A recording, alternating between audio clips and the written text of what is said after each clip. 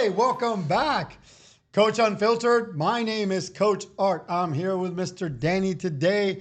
Are you losing your mind in this World Cup madness? Right? Wow. Teams are supposed to be going home, Danny. Yep. What's happening here? We've had a lot of spoilers so far going into this. I mean, just last night, Turkey, Paraguay. Turkey was supposed to be the favorites to win. Now they are officially knocked out of the tournament. I think we had discussed that before. At the very beginning, we'd said Turkey has one of the strongest squads. Yeah. And we thought for sure they were going to move through. And that's not been the case. Yeah. Last night versus Paraguay. Paraguay, who did not show up at all against the United States, Yeah. completely shut down Turkey. Paraguay goes through 1-0. No one expected that. It was Paraguay scored in 2 minutes, and then they just went full defensive. Wow. How are y'all's brackets doing? Because this is getting interesting, right? You're trying to keep your brackets and say what teams are there, and that didn't happen. Mine's gone. Yours is gone. Mine's gone. I was favoring Spain. And, of course, Argentina. But that's another story. We'll talk about that later. Spain's let me down. Turkey's letting me down now. Who's next? So, interesting stuff. Start off right off the bat. Let's do a quick recap. Czechia versus South Africa. The Bafana decide it's not time to go home yet. What is this about? They've done some training. Compared to the first match versus the Czechia match, much better. Much better. One of the interesting things that I will point out about Bafana and some of the other teams that are still in, they decided not to just block. They decided to play. Yeah. And I guess at some point you got to figure there's no point in me just sitting here defending. Let's go out there. Which we saw with the amount of attacks that they had on Czechia. Even Czechia was going, you guys are not supposed to be doing this. Could they score half of them? Maybe not from experience, but they were still there. They were there. If they learned how to score, could have won So the first match in the World Cup tends to be very touchy-feely, and most matches tend to be very touchy-feely for the first half.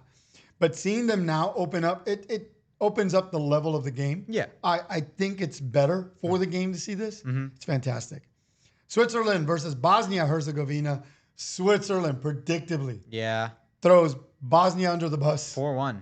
4-1. So, not even a thing. Would we say like 2-0, 3-0? I thought it was going to be at least 3-0. They go 4-1. All right. Not bad. Still won by 3.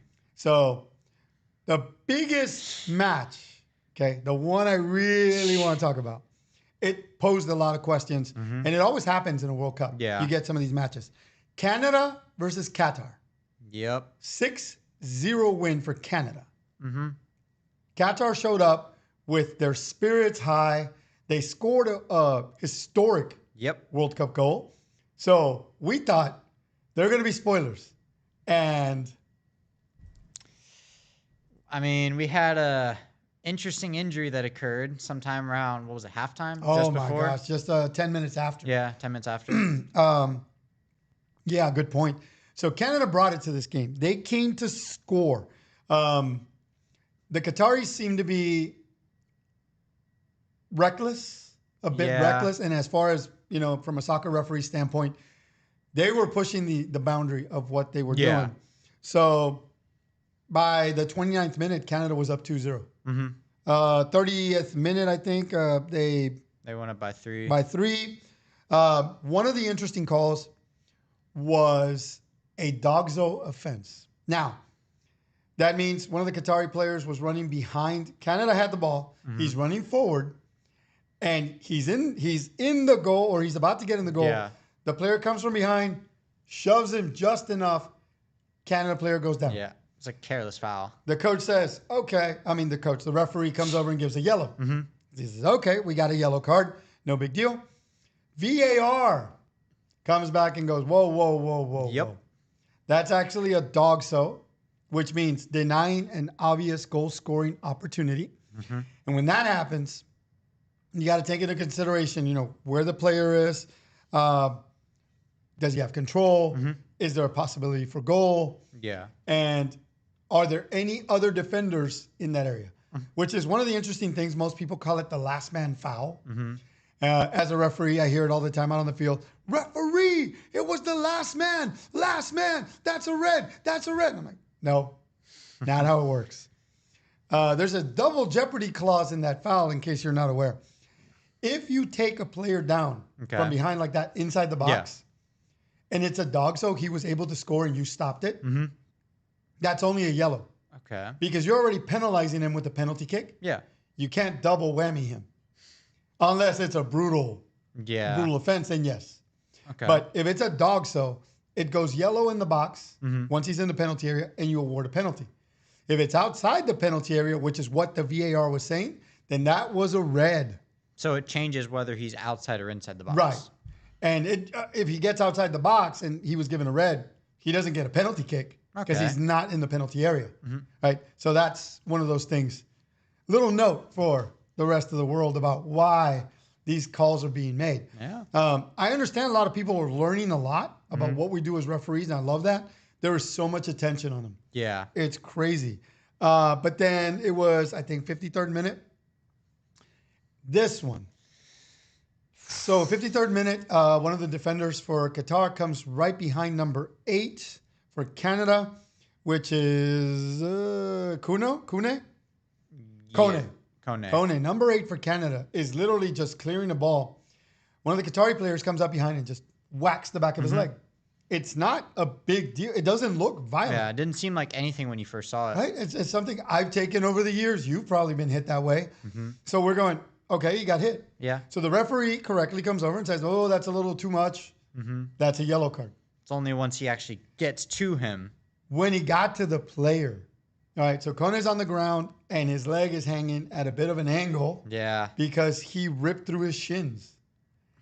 The kick may have not have been enough, but as has been pointed out, his weight might have been just right, studs in the ground, everything, all the conditions met. Yep. All it took was this kid coming in and one quick whack. Yeah. And you heard it. I heard it. It was not something, you want to see.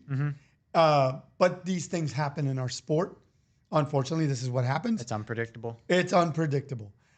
Correctly, the player who was the Qatari player is like freaking out. He gets a red card. He's traumatized. The other player gets carried up in a stretcher, and he waves at the crowd. It's like, hey, all right, everybody, has a good thing with him. Yeah. So after the match, the managers are having words. Everybody was heated.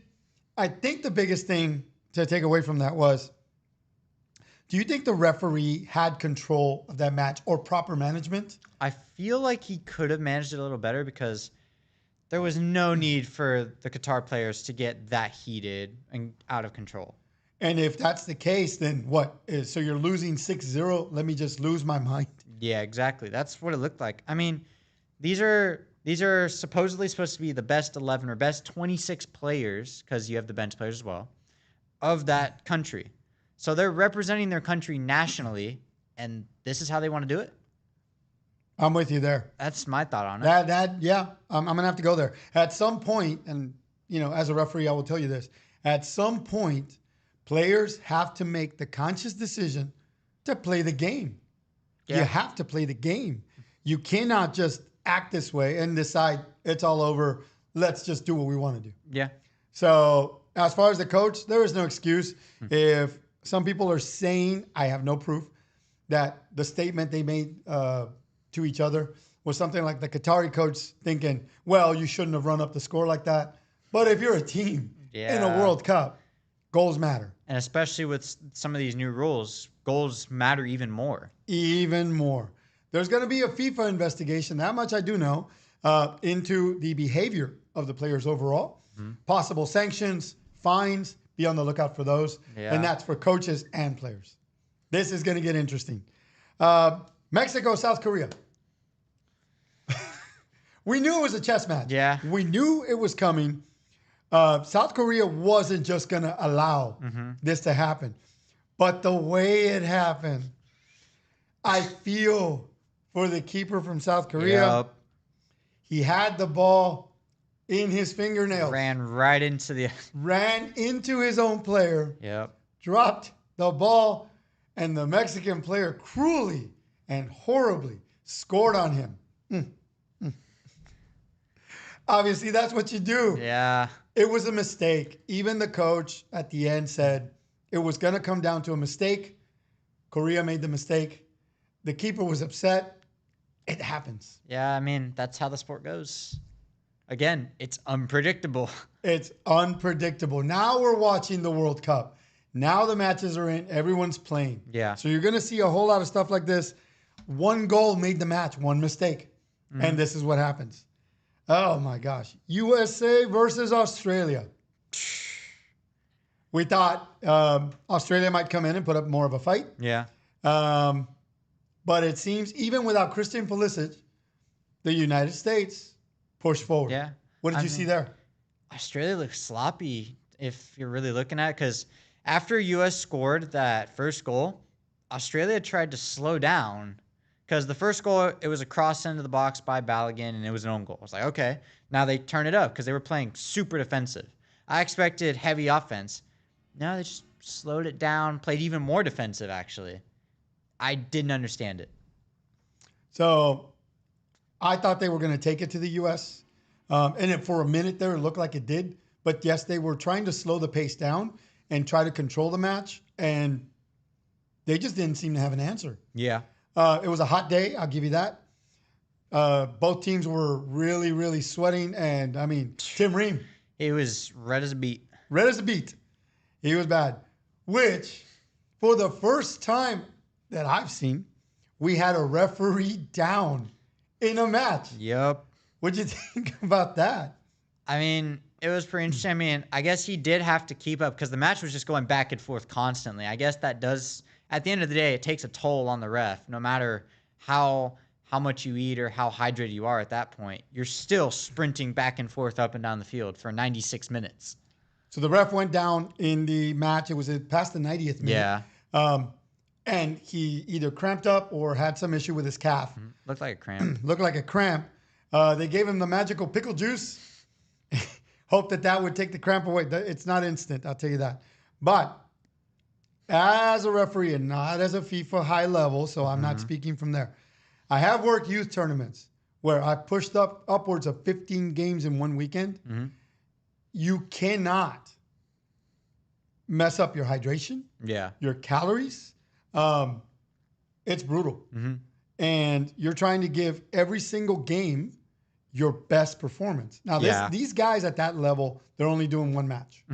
Okay. And then they get to go home and all that good stuff. They get the premier treatment. Like, I get a pizza. So I'm sure these guys didn't get pizza. They got something better. But if I go to a tournament, I'm on top of the world if the tournament director says, hey, here's a whole large pizza for you. Nom, nom, nom, nom. That, to me, is how I'm actually going to fuel that day. Yeah. Right? Carbohydrates, guys. Carbohydrates and water or electrolytes. But I have not seen it before, referee going down like that. Yeah. I hope he's going to be okay. I hope he's going to put out the work. But again, referee to referee, you have to have that preparation in place. I'm not at your level, but I think he'll be okay. I mean, it was at the 94th, so it'll be all right. he handled it. He stayed on the field. He still finished it. So that was interesting, though. It was interesting to see. Scotland, Morocco. All right, so Morocco come in as the favorites. I love Morocco. I have not seen them turn up the volume. I'm expecting 4-0. Because they keep scoring the first goal, and it's beautiful. Brazil chipped the keeper. This one was a beautiful goal scored by the same striker in the Brazil game. Right. This young guy. Right. I can't remember his name right now, but he keeps scoring goal after goal. But after that first one, disappears. So you think that might be the tactic for them? They're going to just make it? I feel like that would tire out the team more, though, wouldn't it? If you're heavily defending like that? Yeah. You avoid a lot of the sprints, but those counterattacks. They can do it now, but what happens when they get to like the semifinals or quarters? So now that actually turned on the Scottish team. Oh yeah. They lit up at the end. They were they were throwing players at the goal. Yeah. It really raised their spirits. You know. Interesting point here. The Scots are here. Tartan Army in full swing. Their spirit is so high, they've even adopted a mascot. What is going on with that? Donnie the Duck. Donnie the Duck. Dawn, as in morning for the ladies. Donnie, as in, hey, Donnie, for the guys. But now Donnie the Duck is the new mascot for Scotland, the unofficial. And they are like revving up the party. Mexico had a duck. Mexico had a duck. I think what happened there is Scotland got a little jealous, so they got their own, and they gave it a shiny medal too. They gave it a shiny medal. Just have that. So, hey, World Cup spirit, crazy things happen. Yep. With the USA Australia, and I heard a cool statement. Being that Australia has beaten us or tied us before, they asked Zlatan Ibrahimovic on Fox News and said, "Hey, what are your thoughts? I mean, shouldn't they have put up a better fight?" Yeah. And Zlatan said something like, all those matches that you had before the World Cup do not matter. You are at the World Cup. This is the only thing that matters. You agree with that? Yeah. I mean, they're here. This is all that there is right before them. I mean, it's been proven by Turkey now, and same with Australia against US. Yes. It changes. Only deal with what's in front of you as far as the World Cup. Yeah. And that's just how it goes. Brazil, Haiti, expected. Brazil comes through. All right, it's Cunha and Vinny. 3-0 win. 3-0 win. Could have been a fourth, but it was disallowed. It was disallowed. Yeah. All right, so nice little recap for all the matches that we've seen coming up, or that we've seen in the past 2 days. Yeah. Craziness. Had a lot of matches. A lot of matches. We got some good ones coming up today. What do you got today? What are we looking at today? Let's see. Well, today, Netherlands ooh, and Sweden. 2 powerhouses right now, which I didn't expect that from Sweden because Sweden hasn't been to the World Cup in it's been a little bit. I was actually a little more hopeful about Sweden because I'd seen them leading up, and I thought to myself, this is a strong team. Technically, tactically, very similar styles. They're both powerhouse teams. You're right. So expect a good one. Yeah. Who are you going for on that one? I'm going to go with Sweden purely because the Netherlands has kind of looked sloppy. Oh, no. So our dear Dutch friends, you know who you are. Yeah, I'm going to go with Sweden. Sorry. I don't have anything against the Dutch. It's just if you look at the recent games, I'm not seeing it right now. They seem slower. Oh, my gosh. And we saw how Sweden just battered Tunisia. Wow. Harsh words. But no, honestly, I haven't seen that light for Netherlands. So, yeah, I'm going Sweden 2-1, 3-1.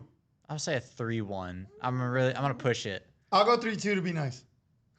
So we'll see how that pans out. I'd want a 3-2, make it a good match. Oh, it's going to be a match. Maybe put the third goal in I'm like the hoping 90th it's a minute. match. Yeah. And you know, the Orange Army is going to be marching through town today here in Houston, right? Oh, are they? Yes, because I believe they're playing here. Oh, boy. They're playing here in Houston. So the Orange Army will be in town. No, they're not behind us. Yeah, so checking. They don't know. We'll leave town before this match happens after these strong statements. All right, so then we've got Ecuador, Curacao coming up. Say Ecuador. Ecuador, Yeah. I don't think Curacao is going to bring anything If there. Curacao does, it'll be a huge spoiler again. Another huge spoiler. Again, World Cup. But now I'm done predicting. Ecuador I seems don't fine, think. though, so I think they'll be all right. Germany, Ivory Coast. Should be Germany, but Should Ivory be. Coast did take down France. So 5-2, 4-2, Yeah. 3-2, something like I'll that. say a 4-2. Okay. We'll give them a 4-2 for Germany. Tunisia, Japan. Don't forget, the Japanese held and even out-jumped the Dutch. Japan 3-0. Japan 3-0. Ooh, bold predictions. So this is going to be fun, guys, to watch these matches. I hope you're watching as many as you can. I know it's difficult to get any chores done. Yeah. You're trying, go outside, come back. Oh, next match is on. You just Yeah. lost another hour and a half, and so on. Yes. But that's just the way it is in the World Cup. Yeah, they're spaced very strategically, so you can't stop watching. You can't stop watching. You cannot. You must watch every match. Yep. So the struggle is real. The struggle is real. All right. So moving forward. some of the things I've watched in this World Cup, the referees. Okay. So we've discussed how the referees and the VAR system are Yeah. affecting. What have you seen more recently? Now, into the further stage Yeah. here, as far as the calls, how the VAR is affecting things. I mean, I do think that the VAR is definitely helping the game in a positive way. Right. Because we saw it in the USA-Australia game. Like, I was watching it, and that second goal they scored, at a first glance on the replay, it looks like, oh, hey, Freeman's offside there, so that's legit. But then they called it onside. And it took me a moment, and I look at it, and they show the VAR. And you look at the guy in the back, the Australian player's entire leg is sticking back. He's keeping him on by about a whole foot. Yes. And you can't tell that from the replay No. without VAR. So, as if I'm the assistant referee looking down the line, Yeah. it happened so fast. That leg was up, not even on the ground. His leg was up, curled back. Yeah. Right. And that leg extending backwards kept the guy on side. Because it fooled even the AR. The AR didn't even see that. No. And he's the one that made the call. He's like, oh, that's offsides. Right. And then they overruled it. They overruled it. And that was critical because that was a big deal. Yeah. It was crazy, though. When I saw it, first reaction, what? This is ridiculous. Blah. Oh, Yep. and then they go, VAR's coming. And I'm thinking, oh, yeah, you better explain this. And then they show it to you. You're like, yeah, whatever. I don't care. It's like, we're being humbled by the technology. I like it because it really sharpens the Yeah. calls. You yourself have said the drama that us as referees bring to the game Yeah. is some of the... I do think that VAR as a whole is a good thing. I just didn't agree with replacing the refs overall. I feel like we keep both. Keep both. I don't know. We're still bringing a lot of drama, and then we're being corrected. As human beings, you're looking like, well, you're relying more on the machines. My thought is take away the ref, put the machine in, and let people just deal with that. But again, would you still watch that match? Would you watch 90 minutes of a match with a robot? I think I would. No robot, just cameras, and making the call. You get a red card, the red light blinks, says number 10, red card, leave the field, 10, 9, 8, and it just counts you down, and boom. That's my take. That's where I think it's going to Okay. go because of the issues we're having as humans dealing with AI. I do agree that it's helpful, and my hope is that they keep the referee, the human aspect, because I do agree that it brings a really, really good dynamic to the game. Yeah. You do need that. And there has to be a human voice there to reason with these guys. Because good Lord. So I did notice that a couple of referees, now you're seeing the referee styles. Do you see more referees allowing fouls to go? Like letting I feel play? like with some of these ref crews, yes, and then others are super strict. It's not consistent. And that right there, I've heard, again, I'm one of those referees that can be very loosey-goosey, but I can bring it down tight. People have said, why don't you just call it this one way? Game management. You decide which one goes which way. You're still applying the laws of the game as best you can, but you got to take everything into account from match temperature, tempo, right? The hostility of the teams. Everything comes into play. It's interesting, guys. From a referee standpoint, brave new world coming up. I do have one problem. The ball. In or out. I am doing backflips over this one. This is killing me. Okay. Hear me out. All right. In the world we work in, from the youth soccer up to the semi-pro level, Yeah. the ball is in or out, either all the way out or it's still in. Okay. If this is the ball and this is the line, the ball has to be clearly all the way out. The edge of the ball over the line means the ball is in. Okay. In the World Cup, if the ball is just past the line, they're waving that. Like just on the line. Yeah. They're waving that as a ball out. I think they do that, and this is probably not right, but it's an idea to get rid of any of that unnecessary drama, maybe. Because think about if every ball was just barely over the line, but it's technically still on. Think about how much drama and controversy that would create for no reason at all. The game would have to be stopped every 2 seconds because the players would be arguing. Whereas if you just call it there, no one's arguing. Very true. Okay, I'll give you that. I guess I just like causing drama. That just must be what it is. I enjoy it so much. I'll tell you some stories later. Um, and okay, so I'll go with that. I'm still going to argue it. It's killing me, but okay. Save the drama.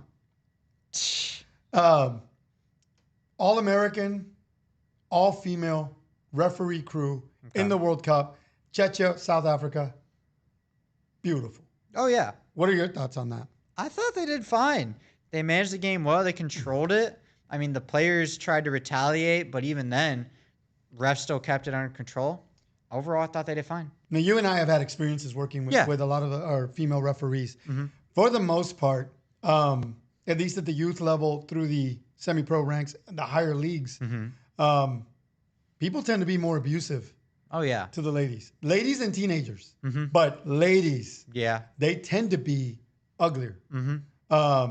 And not just the coaches or the players. Well, I'm sorry, not just the coaches and the parents, the players. Yeah. You've seen this on the field, right? Playing for club. Oh, yeah. So 15-year-old boys and a female referee, what happens there? I mean, from what I can remember, it ended with insults flying left and right for no reason, red cards being handed out. I think our keeper shouted something at the ref. He got a red card. It was just for no reason. I was watching that match as a parent and feeling embarrassed, going, what's going on here? I remember you were pulling players, hey, shut up, walk away, stop talking. And they were just mouthy. I've seen it as a mentor and referee coach where I bring in young ladies to work. You've worked with some of those. Most of them, even at the younger levels, U10, U11, U12, I have volunteer coaches coming up to me complaining, hey, she needs to do better, while they're screaming at this 16-year-old girl working with your 10-year-old daughter. Yeah. So my shot back at these parents is always as professional as possible. But the main one I give you is, if that was your daughter, would you want you yelling at her the way you're doing? That tends to end the conversation. Yeah. You know me, and I advocate for my teenagers and my girls, and I'm always fighting for them. I've had parents ejected. I've had them sanctioned under the new abuse policy. And I had one coach lose out for 12 matches. You know who you are. It doesn't matter, that they're ladies or teenagers. That kind of abuse prevents them from moving forward. Okay, I've had 2 quit. One of them continues the path at 30-some years old. She's still my favorite. And she fights. Yeah. And you've seen parents off the field try to instigate. Yeah, I honestly don't understand it. It feels unnecessary and kind of childish, in my opinion. Kind of childish. You heard it from the child. You heard it from the child. It's childish.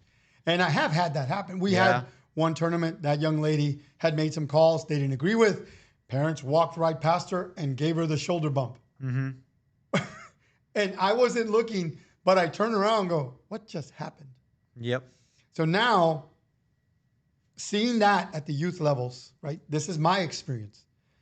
Watching them go to the professional levels, I am watching them, hoping, what are they bringing that's different that I can teach at the lower levels? Yeah. The confidence, the fitness, their demeanor, game management skills are there.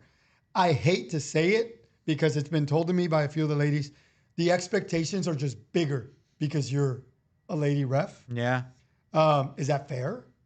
No, not really, but it's just how it's been. And then as a male referee, I've had my share of abuse. Yeah. You've had your share of abuse. Do you want to be a center referee someday? No. What do you mean no? No. Why? Too much abuse. And especially like the younger you are, the worse it is. Younger you are, the worse it is. And that's from a young man. Imagine what it's like for a young lady. And you've seen it. We've both seen it. So this was bravo. Bravo to these young ladies being out there doing this and achieving that, because I know for a fact it's not easy. I think that's a milestone, and that's a great accomplishment for them to be there. I think it's fantastic. Lady referees or female referees out there, if you're looking for inspiration as to what can be accomplished, that's them. That was fantastic. Oh, yeah. All right.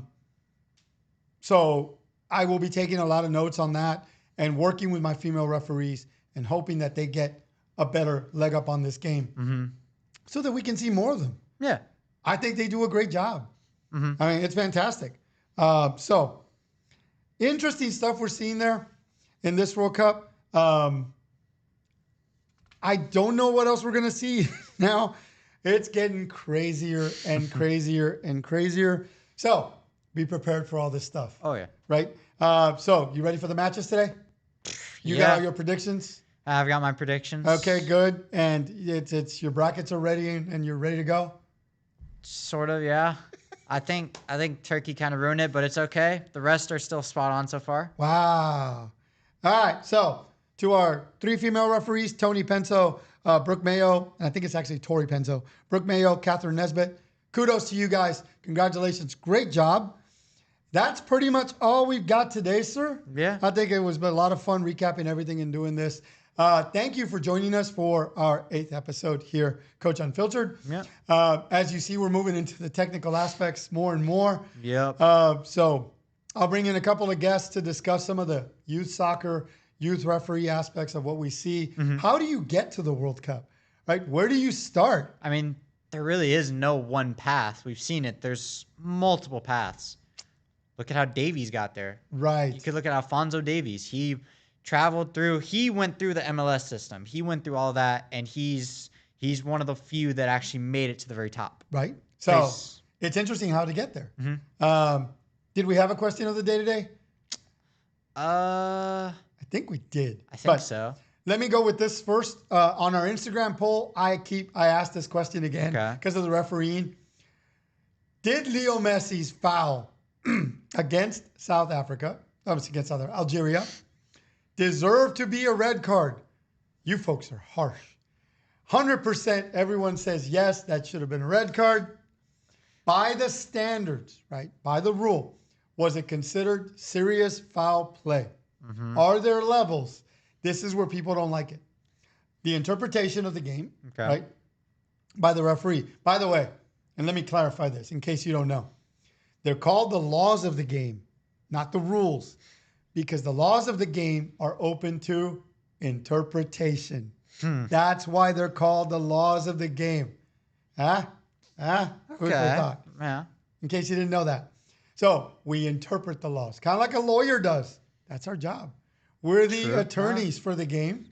Sometimes we're defending. Sometimes we're prosecutors. If you can afford the best of us, you get a good result. Yeah, we'll go with that. Yeah. I don't know about this You don't know about interpretation. that one? So we'll see how that goes. But anyway, a lot of people want the red card. As a referee, that wouldn't have been under the note of serious foul play. The conditions are there. Yes. Yeah. I would have called it reckless. And I would have gone with a yellow. And a word, Mr. Leo Messi, signed my jersey after the match. But I need you to calm down and, easy, Leo, easy. Just come on. He didn't mean to do it. It was you should offer to sign his jersey and give him free tickets to something. Yeah. Right? Right? Stuff like that. You manage the game. So, no, not from here.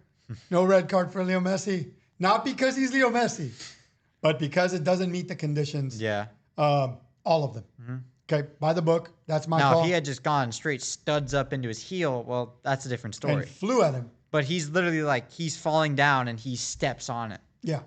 So if you're a player, you will try to draw a foul. Oh, yeah. You'll find a way. So there's these little things to see. Oh, I remember the question of the day. Can we call it soccer now? Do you know? And this is for whoever doesn't. Why it's called soccer? Anyone? No. I've been throwing this story out for 15 plus years. All right. Soccer. Okay. It started out with Association of Rugby All right. and the Association of Football.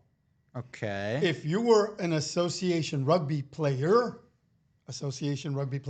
people would say, you're a rugger. because you play Rugger. you're association rugby player. Yeah, I can understand that. You're a rugger. Okay. And if you were an association footballer, you're an A soccer. How does that? Association footballer, A soccer. You're an A soccer or a rugger. Okay. Eventually they went, hey, you play that A soccer stuff. Yeah. You don't play rugby like us ruggers. Mm-hmm. Yeah. We're the soccer people. And then we just stuck with that. And soccer. It's really football. Yeah. It is football because we play with our feet, right? So That soccer doesn't really make sense. I mean, I guess you use socks, you know? You wear socks. All right, it can be interpreted as that.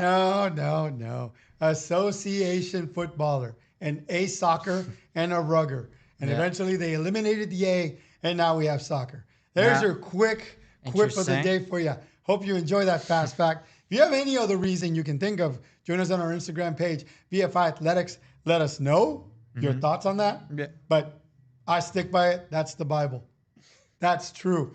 So thank you for joining us today, Coach Unfiltered. I think it's going to be a fun weekend of matches. Oh, yeah. So It's going to be a ton of fun. yeah, it's going to be a ton of fun. So for Mr. Danny H, I'm Coach Art here from Coach Unfiltered. Thank you for joining us for episode 8. We'll see you out there. You ready? Let's go. So, I don't know, man, but yeah, it's not for the socks. What? Why would you say it's about the socks? Well, let's think about realistic.